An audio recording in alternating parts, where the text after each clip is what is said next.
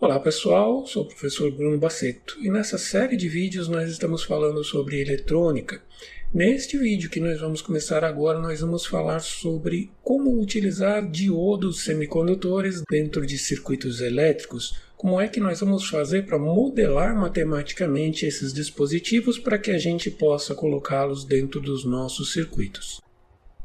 Nós vamos partir do modelo matemático do diodo semicondutor que nós vimos já nas outras aulas. E nós vamos ver que esse modelo ele é altamente não linear e vai impor dificuldades para que a gente consiga colocar esse dispositivo nos nossos circuitos. Então nós vamos partir para modelos linearizados desse dispositivo e nós vamos estudar alguns modelos matemáticos do diodo, como o diodo ideal, os modelos direto e reverso. Nós vamos tentar linearizar esse diodo para transformá-lo em alguma coisa parecida com um resistor. Então, vamos lá! Os circuitos elétricos mais simples possíveis usando diodos vão incluir somente um diodo e uma fonte de energia. Então você pode ver nesses casos aqui, no primeiro caso nós temos uma fonte de tensão ligada a um diodo que está reversamente polarizado. No segundo caso nós temos uma fonte de corrente que está ligada a um diodo que está diretamente polarizado. Esses dois circuitos são válidos, é possível isso acontecer. Uma fonte de tensão aplicada a um diodo reversamente polarizado vai resultar em toda a tensão da fonte aplicada sobre os terminais do diodo, como se ele fosse um circuito aberto. No caso da fonte de corrente, a mesma coisa, ele vai se comportar como se fosse um curto-circuito. Então, uma fonte de corrente ligada em curto-circuito é um circuito elétrico válido. Os outros dois casos, eles são impossíveis. Eles vão levar a um erro na teoria dos circuitos. Então, no primeiro caso, a fonte de tensão ligada diretamente em um diodo diretamente polarizado.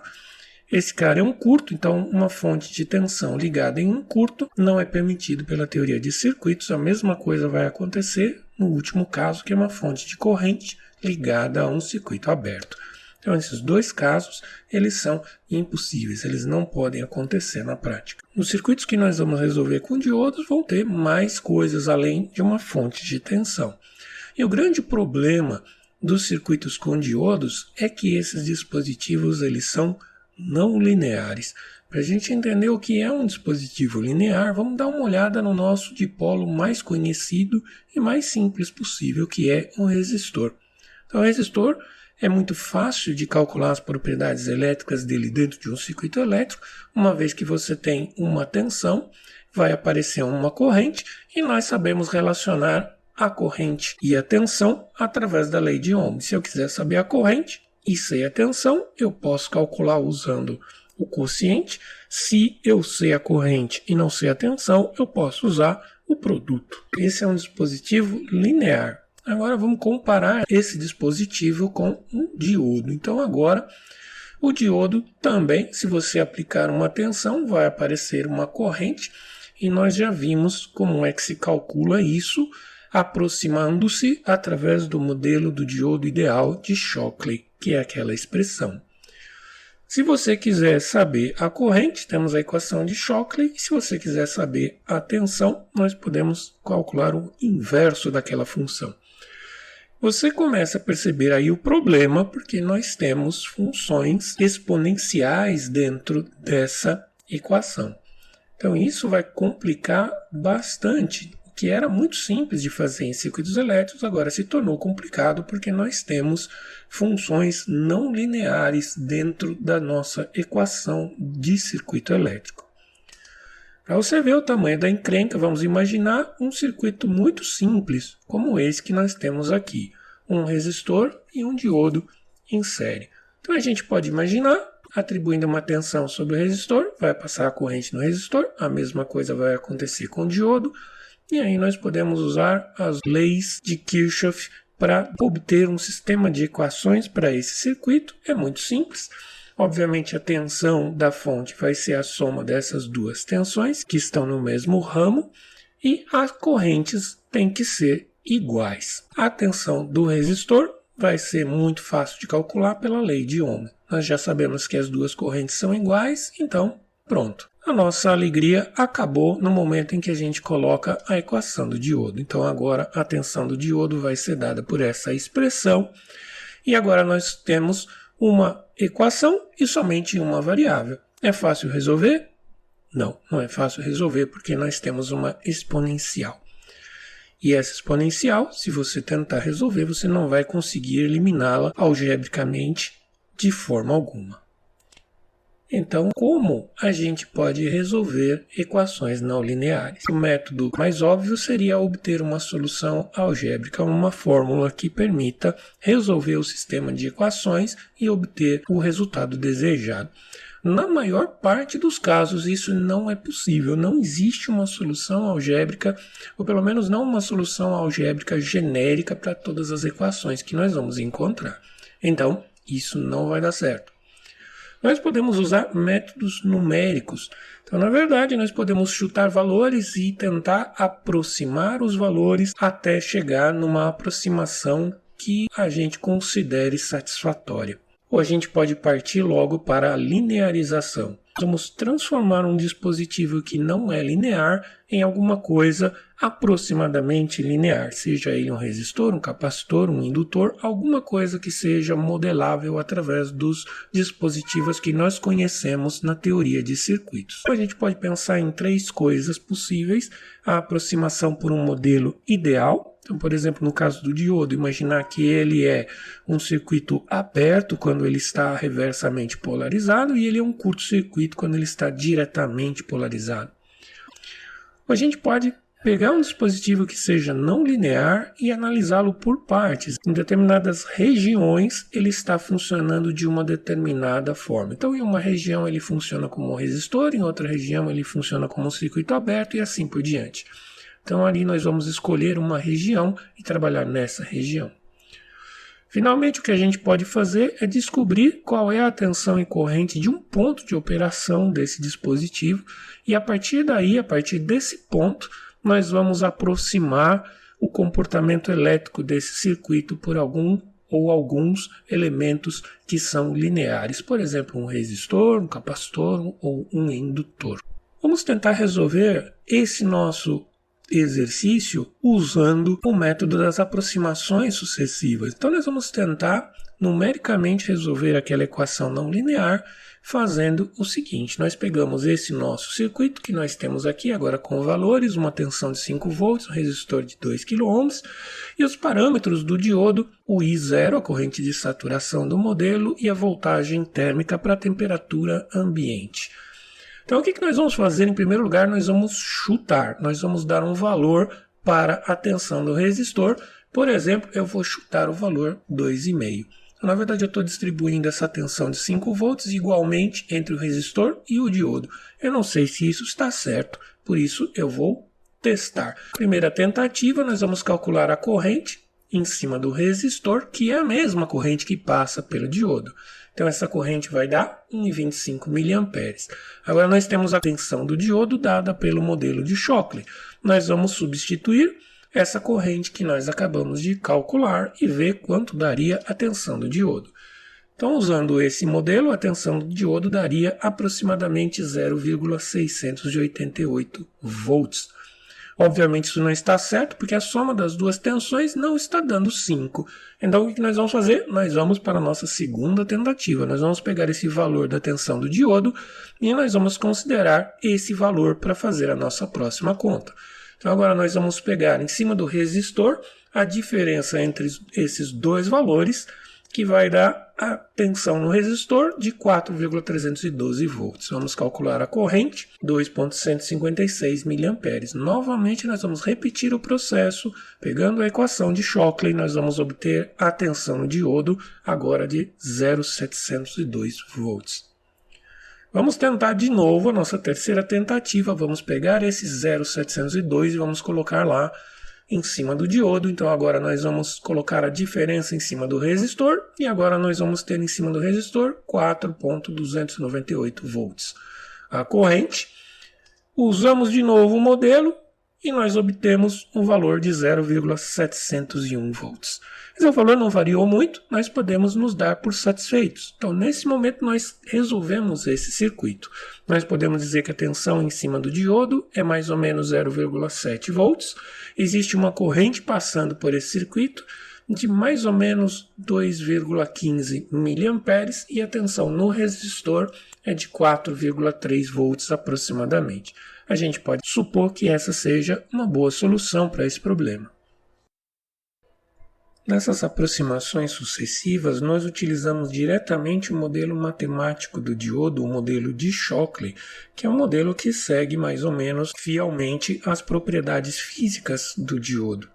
Só que você viu que foi complicado porque nós tivemos que fazer várias interações até a gente chegar no resultado, além de ter que fazer contas complicadas que são não lineares. Se nós tivéssemos um circuito mais complexo, um circuito com mais diodos, por exemplo, essa operação seria muito mais complicada porque nós teríamos que resolver um sistema de equações não lineares. E aí nós teríamos que fazer diversas aproximações e talvez até a gente não conseguisse fazer o resultado convergir para um valor único como aconteceu no nosso exercício. Então, na maior parte dos casos práticos, para a gente resolver circuitos envolvendo diodos e outros dispositivos semicondutores que são não lineares, a gente vai usar modelos alternativos. Nós vamos ver 4 modelos matemáticos diferentes que vão nos permitir resolver os circuitos que envolvem diodos de uma forma mais simples. Vai ter um resultado mais aproximado, mais impreciso, mas vai permitir que a gente chegue a um resultado. O primeiro modelo que nós vamos ver é o modelo do diodo ideal.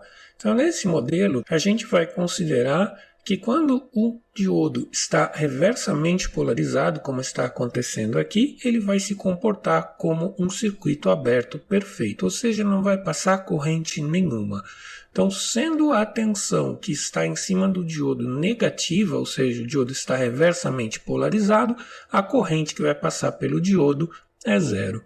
É isso que nós vemos naquele gráfico, enquanto VD é menor do que zero, a corrente ID vai ser zero sempre. O outro caso vai ser quando esse diodo estiver diretamente polarizado. Como a gente viu no modelo do diodo ideal, o que vai acontecer? Esse diodo vai se comportar como se ele fosse um curto-circuito.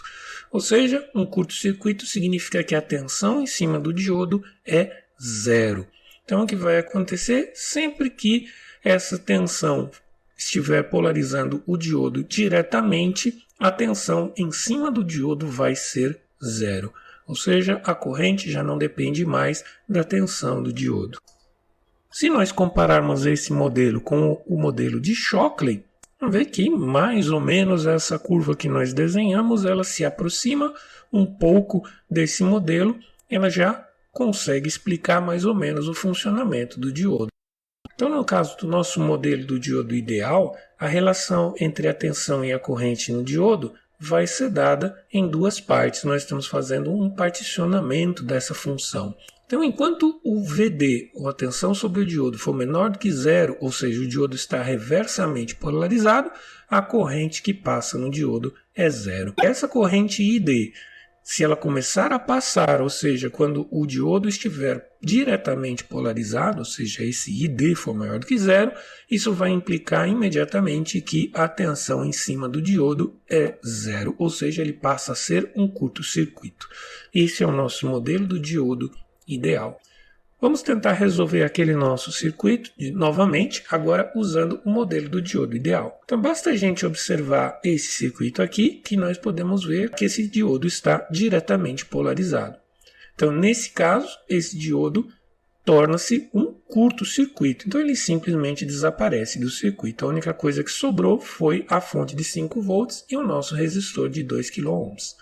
Então basicamente a gente vai ter toda essa tensão de 5 volts aplicada em cima do resistor, e nós podemos calcular facilmente essa corrente usando a lei de Ohm. Se você comparar esse resultado com o resultado que nós obtivemos antes, tem um erro aí significativo, mas nós realmente conseguimos calcular esse circuito. Perceba que esse modelo do diodo ideal não necessariamente ele vai simplificar a nossa vida, porque primeiro de tudo a gente precisa saber se o diodo está diretamente polarizado ou reversamente polarizado.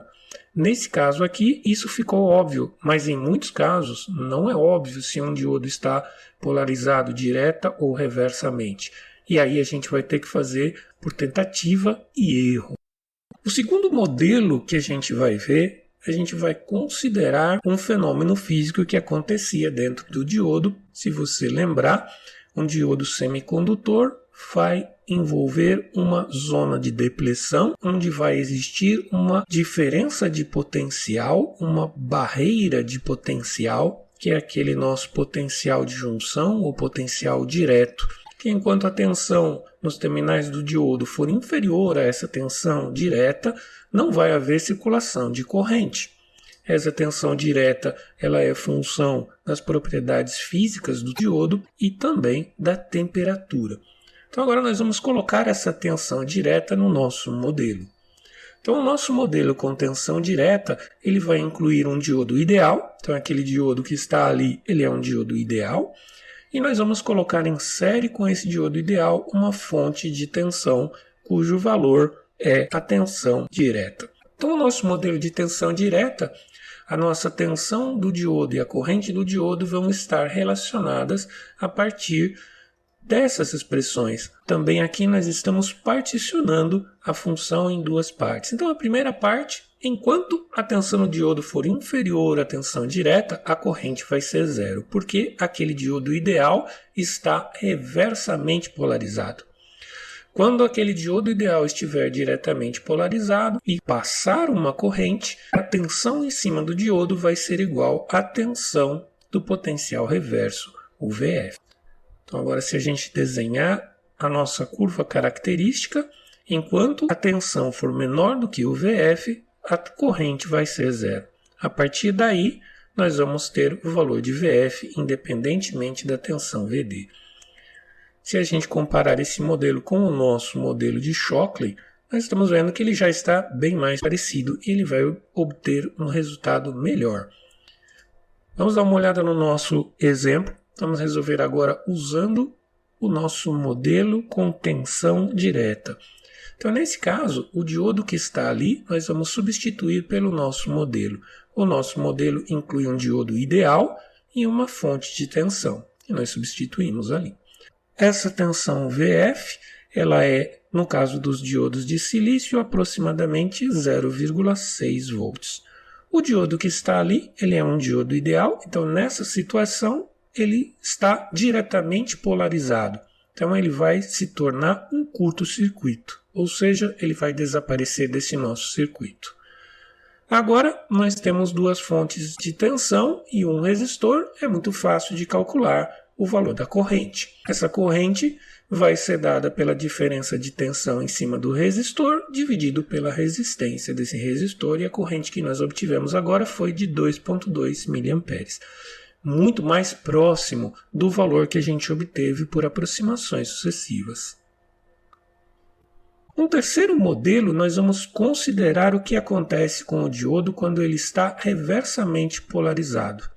Então, se você se lembra da parte sobre diodos, conforme a gente polariza um diodo reversamente, vai aparecer uma zona de depleção cada vez mais crescente e ela vai impedir a circulação de corrente, vai fazer com que esse cara se comporte como um circuito aberto. No entanto, se você lembrar, existe ainda uma circulação que é correspondente aos portadores minoritários, aqueles que existem no cristal intrínseco. Então esses caras eles continuam circulando, então vai existir uma corrente reversa passando pelo diodo. Então nesse modelo nós vamos considerar essa corrente reversa quando o diodo estiver reversamente polarizado. Olha só então o nosso novo modelo. Esse modelo, se você prestar atenção, do lado esquerdo, ele é igualzinho ao modelo de tensão direta, com aquela fonte de tensão direta, VF, só que nós acrescentamos agora uma nova fonte de corrente que está introduzindo a corrente reversa quando o diodo está reversamente polarizado. Então aqui, nas equações que a gente vê, as duas últimas equações que modelam o nosso dispositivo são exatamente iguais às equações do modelo de tensão direta. Você está vendo que enquanto o VD for positivo, mas inferior a VF, a corrente vai ser zero. O nosso diodo ideal vai estar aberto. No caso dessa corrente ser maior do que zero, ou seja, quando esse dispositivo diodo estiver polarizado diretamente, a tensão do diodo vai ser igual à tensão direta. O que vai acontecer de novo vai ser quando esse diodo estiver invertido. Quando o VD for menor do que zero, o que vai acontecer é que vai aparecer essa corrente reversa. Nós vamos ligar essa fonte de corrente e vai circular uma corrente no sentido contrário ao diodo, que é a corrente reversa que a gente observa no diodo real. Se nós desenharmos o nosso modelo agora, na nossa curva característica, nós vamos ver que quando o VD é negativo, vai estar passando essa corrente menos IR. Enquanto o VD for menor do que o VF, a nossa corrente vai ser zero. E a partir daí, a tensão vai ser sempre igual a VF, independentemente da corrente. Se nós desenharmos o nosso modelo, você vê que agora ele está mais parecido, principalmente do lado negativo, quando nós estamos trabalhando com o diodo na região reversa. Obviamente esse modelo ele vai servir quando nós estivermos trabalhando com o diodo na região reversa, quando ele estiver invertido. Ele vai permitir que a gente modele o comportamento da corrente reversa. Perceba que esses modelos eles estão considerando que o que acontece quando ele está diretamente polarizado, a corrente ela deixa de depender da tensão. Então essa corrente pode ser infinita e não depende mais da tensão. Então o que acontece, na verdade, se a gente comparar com o modelo de Shockley, é que sim, a corrente depende da tensão.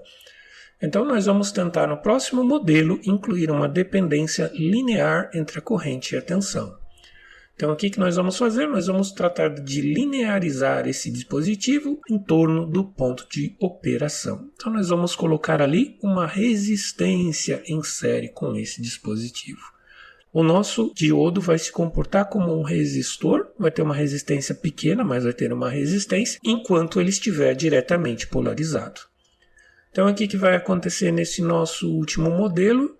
Enquanto a tensão entre os terminais do diodo for menor do que a tensão direta, o que vai acontecer? A corrente continua sendo zero. Aquele diodo lá em cima é ideal, ele vai estar reversamente polarizado. Uma vez que a tensão do diodo ultrapasse a tensão direta, aquele diodo ideal vai ser um curto-circuito e a partir daí a corrente vai depender diretamente da tensão com base na resistência RS que nós colocamos. Se a gente desenhar essa curva característica, nós vamos ver que enquanto não chegarmos no VF, a corrente vai continuar zero, e a partir desse ponto, essa corrente cresce linearmente com a tensão. Se nós compararmos com o modelo de Shockley, você vai ver que agora ele está seguindo mais de perto. É óbvio que essas duas curvas, logo elas vão se tornar muito diferentes, mas nós escolhemos aqui um ponto dessa curva, que seria o nosso ponto de operação, e ao longo desse ponto a gente pegou ali uma tangente dessa curva exponencial, e nós dissemos que essa relação entre a tensão e a corrente nesse ponto vai ser a nossa resistência do ponto de operação. Então, nesse momento, nós criamos um modelo ainda mais preciso para o nosso diodo. Qual modelo a gente vai usar em qual situação? Vai depender da situação e vai depender da precisão dos resultados que a gente quer obter. Vamos voltar aqui uma última vez no nosso exemplo numérico e vamos resolver agora este exemplo usando o modelo linearizado. Então, nesse caso, o diodo que nós estamos vendo no circuito vai ser substituído pelo nosso modelo linear, que inclui um diodo ideal, uma fonte de tensão direta e uma resistência série, que vai ser a resistência desse diodo quando ele estiver conduzindo. No caso dos diodos de silício, a gente pode considerar que essa tensão direta seja aproximadamente igual a 0,6 volts, e nós vamos considerar nesse nosso modelo a resistência série de aproximadamente 45 ohms. Então, como a gente sabe, o diodo ideal, quando ele está diretamente polarizado, e aqui é o caso, ele vai se tornar um curto-circuito. Então, ele vai desaparecer desse circuito e o nosso circuito equivalente vai ficar esse daqui. Então ficou muito fácil da gente calcular a corrente. Agora nós temos 2 resistores em série e 2 fontes. Então a corrente vai ser dada pela diferença das tensões das fontes dividida pela resistência equivalente. Agora nós obtivemos o valor de 2,15 mA, um valor praticamente idêntico àquele que nós obtivemos diretamente a partir do modelo de Shockley. Vamos calcular a tensão em cima do diodo, porque agora essa tensão vai depender dessa resistência. Nós temos uma relação linear entre a corrente e a tensão no diodo, se você prestar bastante atenção, ela vai ser esta tensão aqui. Então ela vai incluir essa tensão direta de 0,6 volts e a tensão que cai em cima do resistor de 45 ohms. Então, usando a lei de Ohm em cima do resistor de 45 ohms, nós vamos obter a tensão em cima do diodo de 0,697 volts. Um valor muito mais parecido com o valor que nós obtivemos quando nós resolvemos o problema usando a equação de Shockley.